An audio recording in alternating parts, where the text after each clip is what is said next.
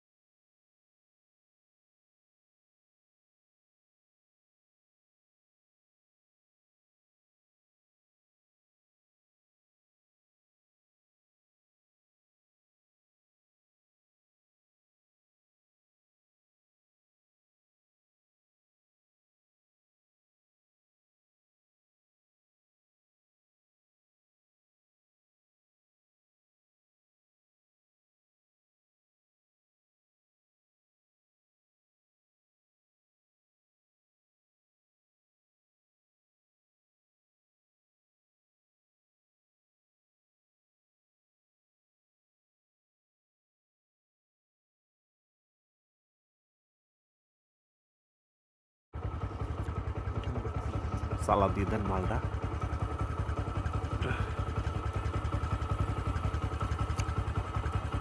দেন।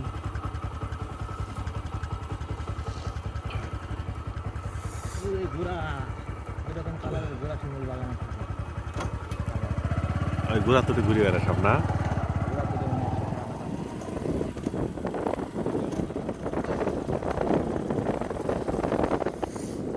জানধল গ্রাম।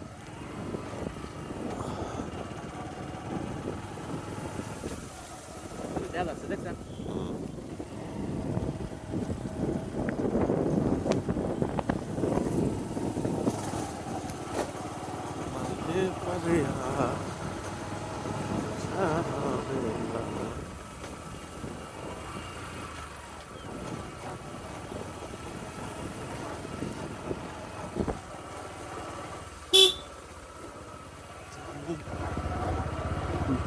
সখী মনে এই জীবনে তুমি করে বাঁশবাগানের ভিতরে ফুটেজ সেই সুন্দর হচ্ছে। বাঁশবাগানের ভিতরে ফুটেজ সেই সুন্দর হচ্ছে। এখনো পর্যটনটা এসে পৌঁছে নাই, পর্যটকরা এসে পর্যটক ওই শহর মহর থেকে ছিল সুনামগঞ্জ সিলেট শহর থেকে আসতে পৌঁছে পৌঁছি 2টা-3টা বাজে যায়। আমরা যখন ফিরে আসবো তখন দেখবো যে দুয়ারে গাড়ি আসবে। ততক্ষণে আপনার রুকসানা তো আপনার স্মরণ করেছে। হ্যাঁ আপনার রুকসানা আপনি স্মরণ করেছে। হ্যাঁ হ্যাঁ আমার দুই হাতে দুই দিয়া।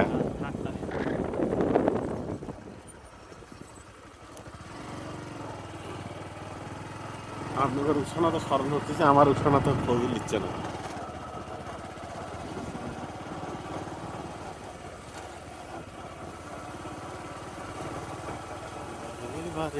শিমুল বাগান তো দেখ নাকি কি হলো? না করলো না জান করলো জিজ্ঞেস করা লাগবে। ভাই শিমুল বাগানে যাওয়ার রাস্তায় রেই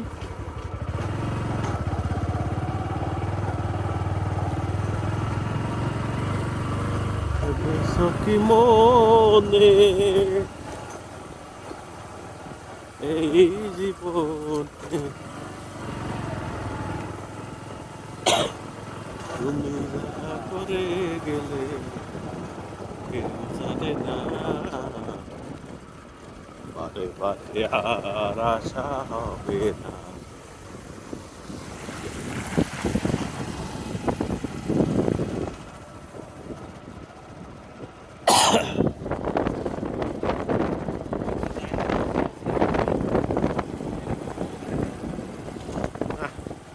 ফেসবুক মোবাইলের যুগ এসে গিয়া পপুলারিটি পাইছে না,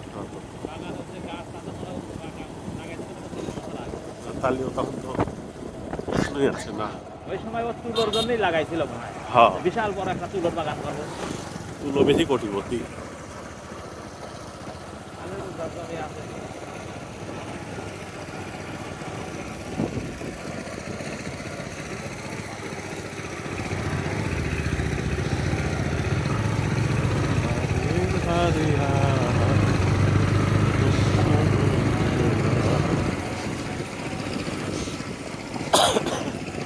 আপনি শিমুল বাগান আসতে চাচ্ছেন আজ কয়েক বছর হইল, আপনার আজকের ছিলেন নাকি? না আসলে তো নুনু ছোট হয়ে যেত। হ্যাঁ হইতে পারে আপনার মন করে কিছু দেখতে পারতাম না, উপভোগও করতে পারতাম না। দেখি সব এই যে বাগান বাগানের ধোয়াই না। এই সেই বাগান না। এই যে বাবা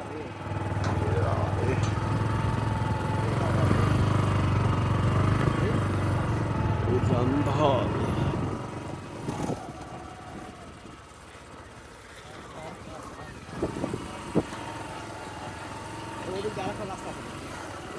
দেখছি।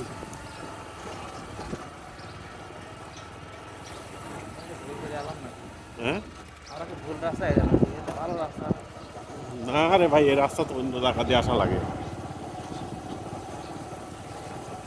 দাঁড়ান দাঁড়ান একটু দাঁড়ান, 1 মিনিট।